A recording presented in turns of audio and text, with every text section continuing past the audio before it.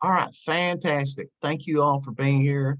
I know that you have a lot going on this time of year, and uh, you've taken the time to spend an hour with your fellow career tech professionals and help them out. And uh, I can never share how much that I appreciate your taking this time to come on and be a part of this community. So thank you so much.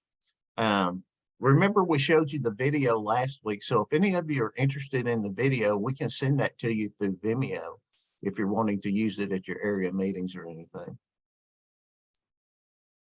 So welcome to the statewide CTE roundtable through CTAT. I'm going to try to move.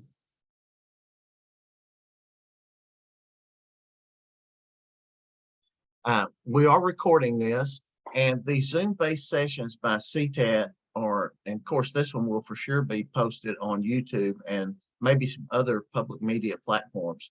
If you do not wish to have your picture displayed in public, then you may participate with your video turned off. Otherwise, your participation serves as consent to your picture being posted. So thank you guys all for being here. I know that when you're on here, I learn 3 or 4 items at least every time we're on here, and you being willing to share is what it's all about. And we certainly appreciate you taking the time to help your fellow members today. So as far as breaking news, we're in season 3, and as always, Neil deGrasse Tyson helps you come in, and he says, brace yourself because knowledge is coming. On a kind of a somber note, one of the most colorful characters in Texas Rangers history passed away today, Gaylord Perry. And he pitched for 22 years in the big leagues for 6 or 8 different teams. But he threw a famous pitch called the puff ball, where he would take and he just put rosin all over his hand. And he pitched so slow, but when he throw the ball, that rosin would come up and look like a puff of smoke. And I guess he thought that distracted. A lot of gamesmanship from Gaylord Perry. We will miss him. When I was a kid, he was the most famous Texas Ranger in the country. Also, December 1st is National Christmas Lights Day. And before the invention of Christmas lights, families would balance candles on the branches of their trees. And of course, back in that day, it was kind of a risky practice. And as you can guess, that led to several house fires. And in 1903, General Electric started selling pre-assembled kits of Christmas lights. And that's kind of when the most famous tradition began. And just like Clark Griswold, who probably has the most famous Christmas lights ever put on the house, just like Clark and Eddie worked together to get his Christmas lights going on Christmas vacation. That's what CTAT is all about, working together and learning from each other. And that's what these roundtables do the best. I think I'm always amazed at how much you're willing to share. And sometimes it takes us a couple of roundtables to get the information worked out when questions come on, but they always get worked out. And we appreciate the TEA folks for answering questions that we send them after these roundtables. We always, in case you're new, we always tell a little bit about the programming that's done through CTAT. Of course, we have the next gen administrators that are for new admin or folks with less than 5-year experience. We meet monthly through Zoom on the 3rd Thursday of each month. And we have just such a terrific group this year. And many of them are presenting at the conference, and I can't wait to see their presentations because truly they're just tremendous individuals and great professionals. Of course, these monthly roundtables happen on the 1st Thursday of the month. We have the professional conferences. Of course, we have the next one coming up, the Winter 23 conference in Galveston. And if you need a program evaluations, we are full all the way through February. So there's only going to be 3 or 4 that we're able to schedule. So if you're wanting one of those in the spring, make sure you send me an email at mark@ctat.org. If you're not a subscriber to the CTAT YouTube channel, make sure that you go in there and ring the bell, because every time we post a video on YouTube, it'll give you a notification. If you're a member and you're not utilizing the Connect CTAT Open Forum, make sure that you utilize that. The folks from Louisville were telling me on Monday that they actually go back and they found some stuff that was posted in the library on there, and they've utilized that. So it has besides just the open forum, it has the library function, and it's incredible what you guys share. Anything from the career tech handbook to how to keep flies out of the ag barn. You can find anything you're looking for on Connect CTAT Open Forum. If you haven't subscribed to the TEA CTE newsletter, make sure that you go on to the Career Tech website that TEA operates. And not only can you sign up to get the most current newsletters, but also you can review past archive newsletters. We certainly are looking forward to seeing everyone in person, January 30th through February 1st in Galveston, Texas.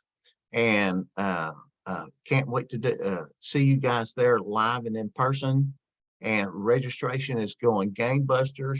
And usually we would spend this time kind of hustling up a few more presentations, but the truth is we had about 50 slots and about 70 presentations signed up in round numbers.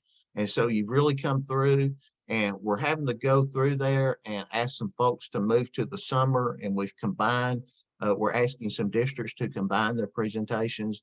But the truth is, we were also looking for more rooms because the presentations looked so terrific. We didn't want to cut any. So we're looking at ways to add more presenting space, and we're looking at ways to combine some of the presentations, and so that we don't lose any, we're moving some to summer slots. So thank you so much for answering the call for presentations for this winter's conference. Also, on Sunday, January 29th, we are going to host a 4-team golf scramble. I will try to copy and paste that Google form into the chat when we're done, but that will be at Moody Gardens Golf Course, and the Gulf Coast folks are helping us put that together. They're actually putting it together. They've already got a $400 drawing prize, so make sure that you sign up. And we're going to check in at 1 o'clock and have a starting time at 2 o'clock, and it's going to be a good time had by all. We will send out one more email about this, I hope, before Christmas. And then if you have any other questions about the golf tournament, just email me and I'll send you back the link, and I'll put the link to this in the chat when we get through with the opening. The summer conference, which will be July 10th and 13th in Dallas. I know it's a little bit early. We're not talking about registration, but what I do want to tell you is that we are targeting trying to improve teacher engagement. And so we've reached out to specifically the business ed teachers through BPA and the tech ed and tech apps teachers that utilize Technology Students Association as their CTSO. And we're contracting to get 10 to 15 specific presentations each for those career cluster areas. And we think that that's going to be awesome to provide some meaningful content for teachers in those areas. And of course, the law will be continuing it. And so what we're going to be having is 3 or 4 little conferences within a conference at the summer. And the Anatole is certainly big enough to handle that. So we're really excited. I think that we're shooting for 1,000 folks to be at the summer conference, which Robin can correct me, but I think that would be a record if we can get to that.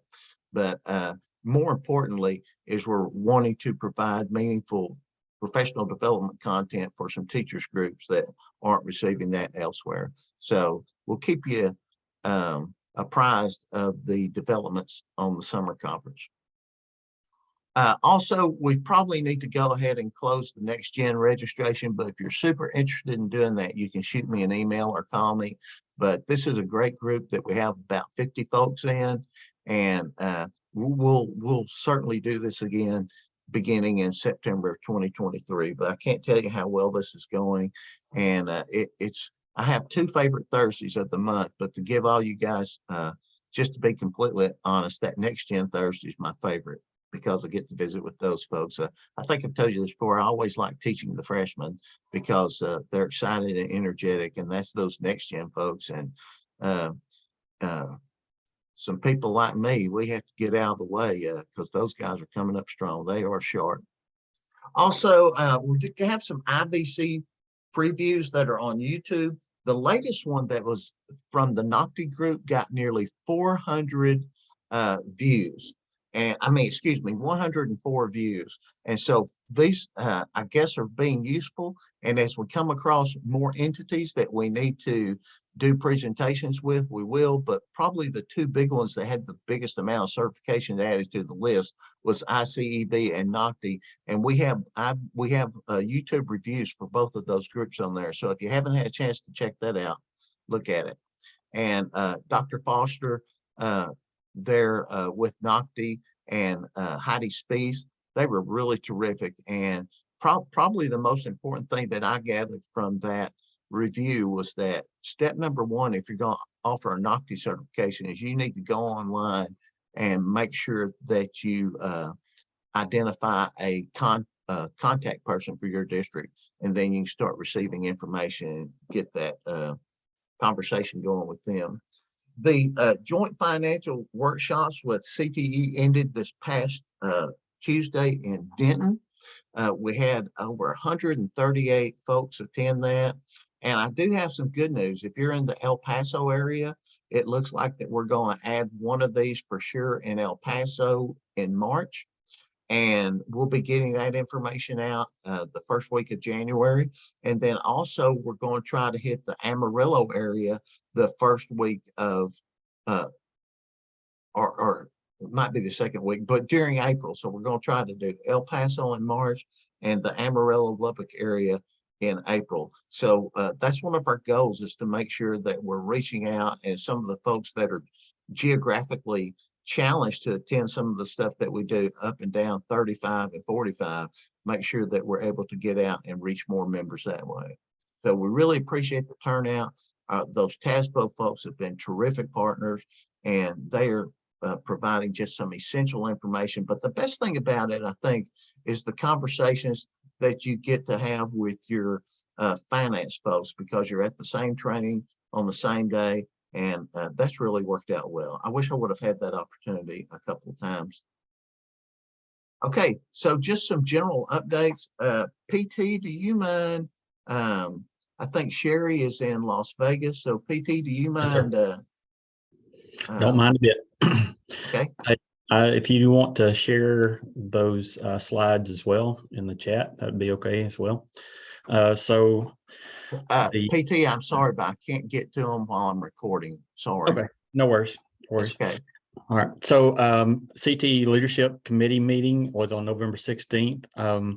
And Mark later on he'll send these to you. But what we talked about was ASVAB reporting and some important dates there, as well as TXVSN, which is your Texas Virtual School Network, and the different opportunities and things like that that are available within the TXVSN. And also, finally, on there was we talked about the accountability refresh presentation and the CTE alignment reports. So CTE alignment reports are in the, you go into teal, it's in CTER, and then it's under your CTE alignment reports there. And that's basically off what 21-22 school year. So I guess you could go earlier from that as well. But anyway, if y'all look into that on your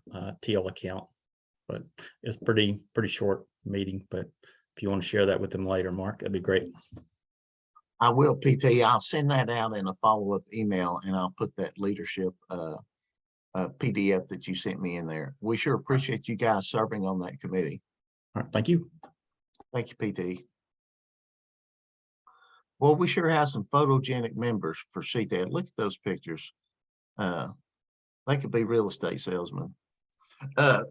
Let's see, Greg or Miss Wheeler, do y'all if either one of you are in here, do you by any chance have anything to share as far as security wise?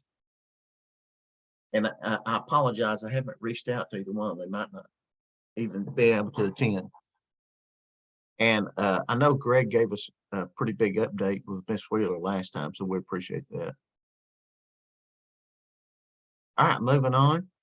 Some other updates, just kind of review what we've talked about the past couple of times. Of course, you can now enter military data that will count in your CCMR performance reporting. And the way that you do that is you get the DD4 form from the recruiter, and that's something that the student can get and bring to you. Also, like we've been talking about, this is the phase in for coupling of the industry-based certifications with the programs of study. And for example, you may use both lists, the version 2, the old and new list, this year for 2023 graduates, if they have one course in the aligned program of study. Next year's 24 graduates, you can use the old and new list and be a concentrator, have 2 credits from at least 2 courses in an aligned program of study. And beginning in 2025, you can only use the new list and you have to be a completer is what was proposed. But in an administrator address, they did say that they're going to look at the data that comes out of 2024. And so there's a chance that 2025 graduates may be counted with just concentrators too. We're not going to find that out anytime soon because they're going to have to wait until they get to 2024 data in there as well. Anyway, but they are looking and reviewing the data and making adjustments as needed. They've been telling us to look for the determining the final determination in November, but unless we got an email in the past hour and a half, that didn't happen. And of course, there's the TEA folks that's available on the website, and area presidents may want to reach out and communicate with the person that's in their region.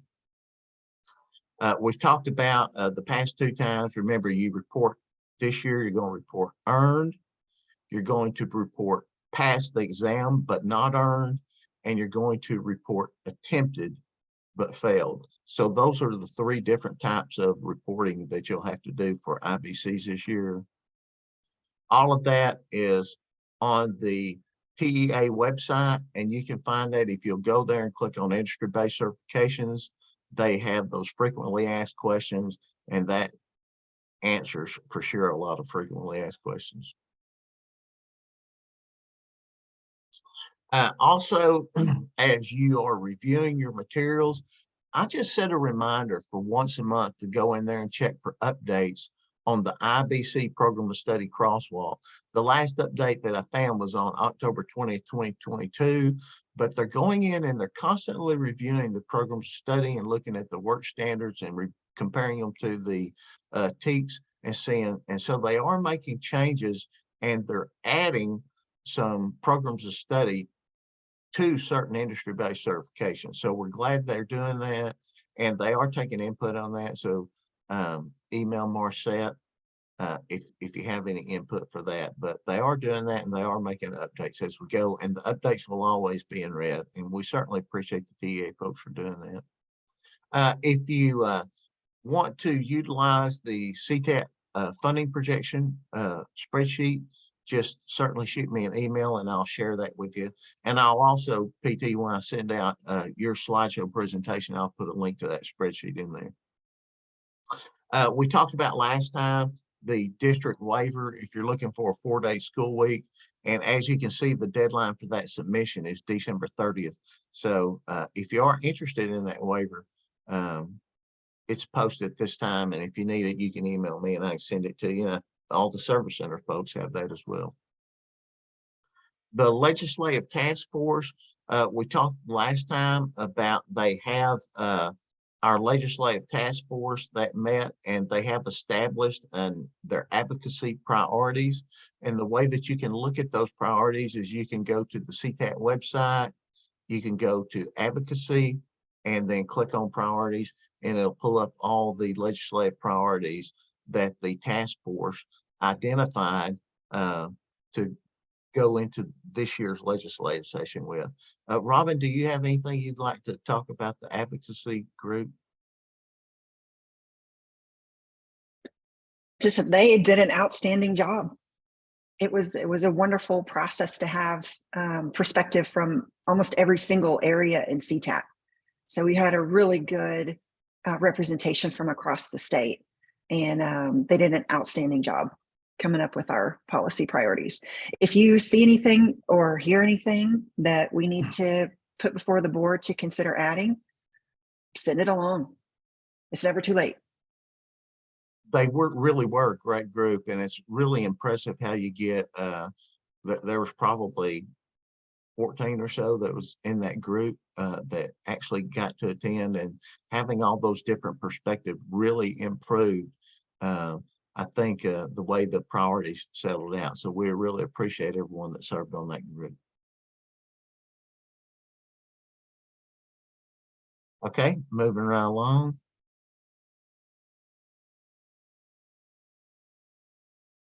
The State Board of Education last month have first reading for a change that they're making to the junior high courses. And I'm going to give it to you in a nutshell. They're going to, what they have proposed for the state board is to eliminate investigating careers and eliminate college and career readiness and replace those courses with a course called Flight Plan. That's the working name of it right now. And we even went down and testified to the state board. And the big thing that we were testifying to is that they were replacing essentially 5 courses because of the multiple service ID codes with one course. And during that meeting, they said that they would address the fact and add multiple service ID codes so you can teach it more than once. So I didn't necessarily see a big need for doing this. I thought you could have just changed the teach for college and career readiness and moved on about your business, but I don't see a huge downside to it either. So I don't think it'll be a big input. But anyway, if you are interested in that, or if you have strong feelings, then you can go to the state board website and make comment. Like PT said, the new CTER alignment reports have been updated and they are on your TIL account now. And every time I look at somebody's reports, they're super impressive, and it'll tell you the programs of study that you have complete, and it'll also tell you the ones where you're just missing a course maybe. So if you're looking for some IBCs to align up with some certifications that you've been offering, then it might be a good idea to see what programs of study you're close on. And then the last thing is there's a new CTSO grant that's available on the TEA Grant Opportunities website, and that's to provide the initial funding of $25,000, and there's lots of ways you can spend that. You can do it to pay dues, you can use it for teacher stipends. So I think that's going to be a great grant. So if you've ever been wanting to kick off a CTSO and didn't really have money to do it, now's the time to utilize that CTSO grant.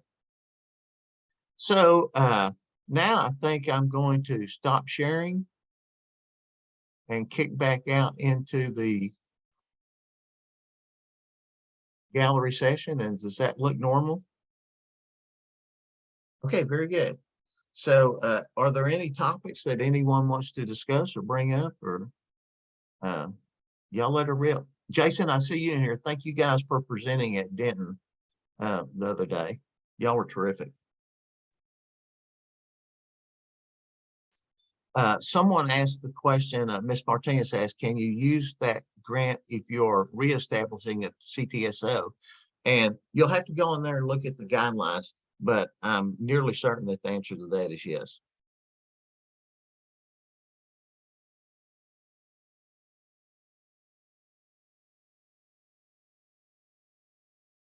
Well, David, what's on your mind? trying to leave it blank, nothing. It's good to have that space for something. That's right. You gotta try to clear it out. Have some storage. We just rocking and rolling, man. Nothing really. I wish we'd get some clarification from TEA on this accountability. Other than that, that's yeah, and we were talking about that a little bit earlier. We thought they were going to finalize it in November, but when it's all said and done, all you can really do is offer courses in a program of study and incorporate a IBC. And so, I mean, really, I think the district should get to know to try to establish some type of priority, but they don't.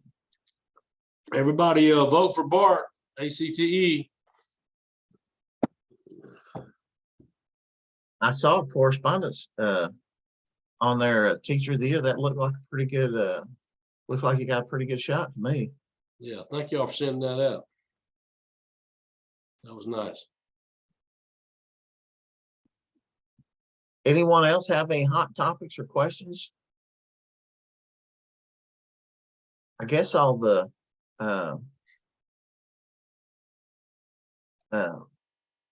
big speakers are in Vegas.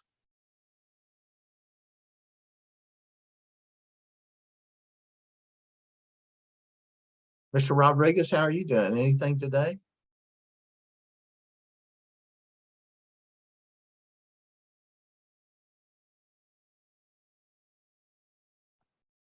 Well, Oh, heck, can you hear me?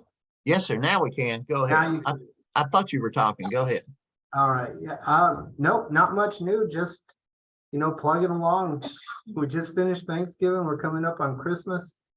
Got those IBCs submitted in PEMS reporting. So, things are good, right? Well, I'm telling you, it sounds like everybody's got it going their way. Robin, since we do have a little bit of pause, do you mind sharing what you were saying in the area president's meeting about the hotel situation at conference? Oh, sure. I'd be happy to. There are still rooms available at the Holiday Inn.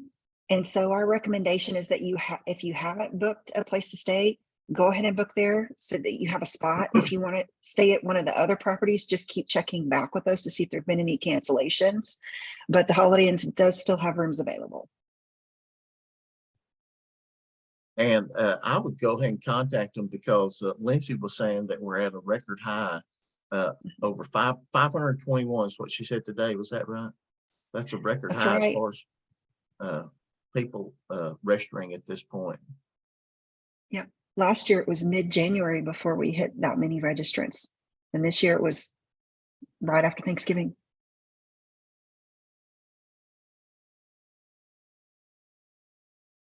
We might have to have a part of the conference day in that little area out in front of that San Luis. In the pool? Yeah, I hear near it's that pool heated. there. I don't think I'm gonna find one of those gas heater things and stand under and look important.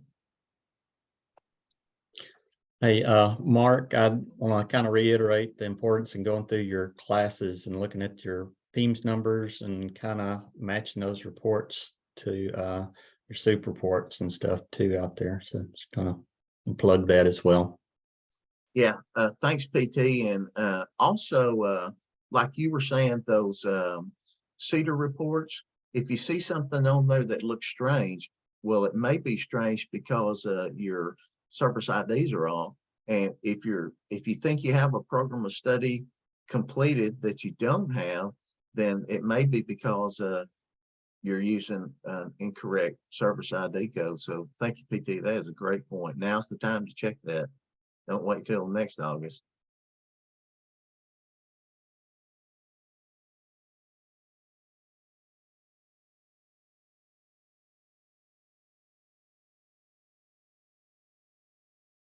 Anyone else?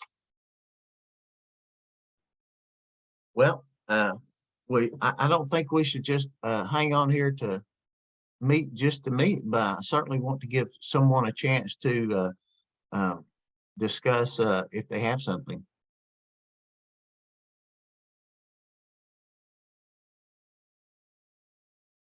Mark, you might have to sing the Christmas carol you've been practicing. Well, I don't know if it's age appropriate in here. At It's, least on record anyways, right? Exactly. We'll have to stop the recording.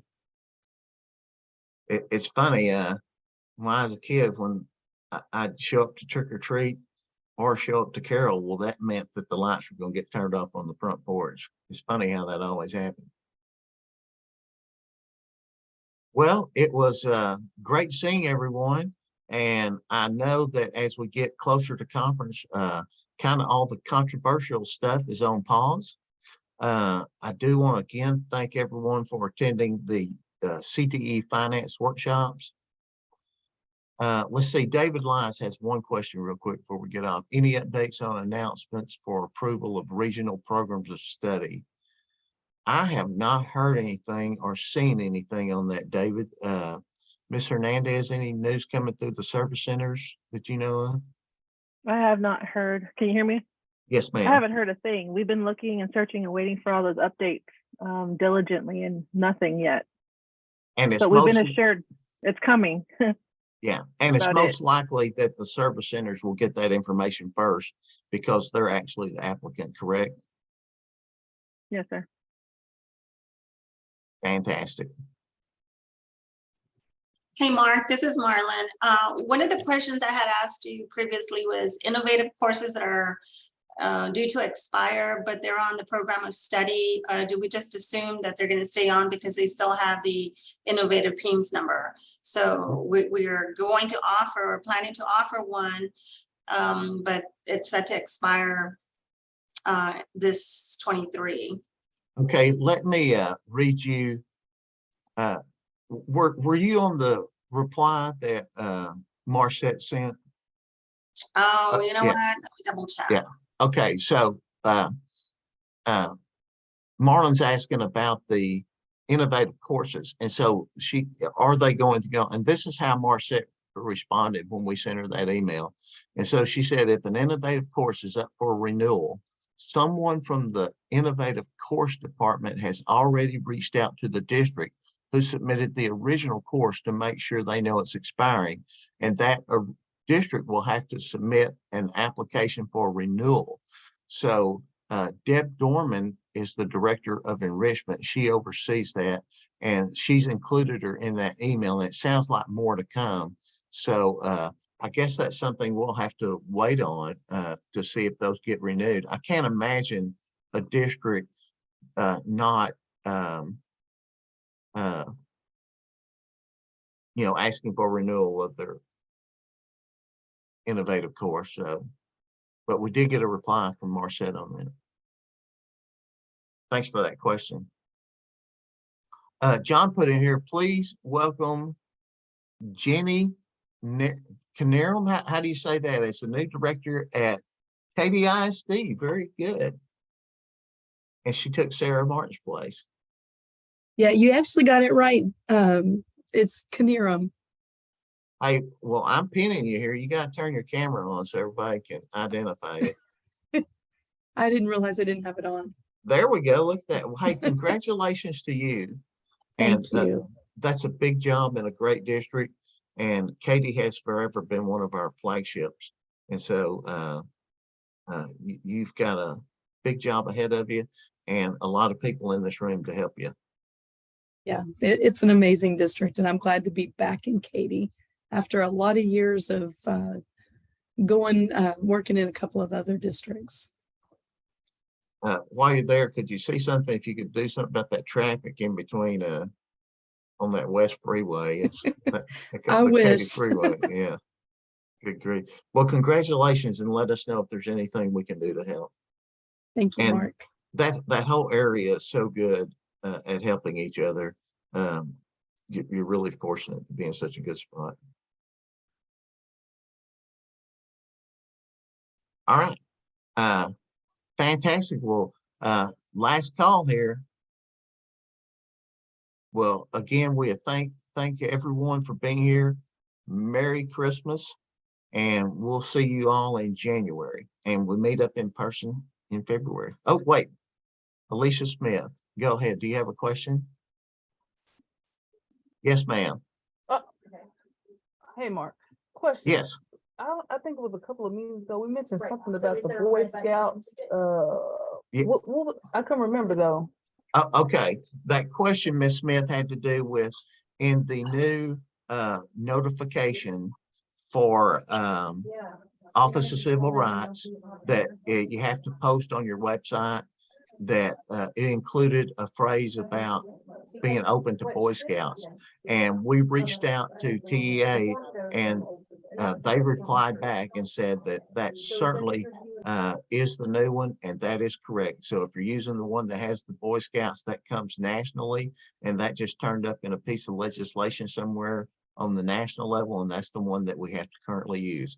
So if you're using an OCR statement that says the Boy Scouts, then that's the one you use. And Ms. Schaefer, that is on the, if you'll email me, I can send that to you, but that's on the website for Office of Civil Rights, and it's on the TEA website too, and I can certainly send that to you. Thank And you, I'll Mark. also post it in the follow-up email too.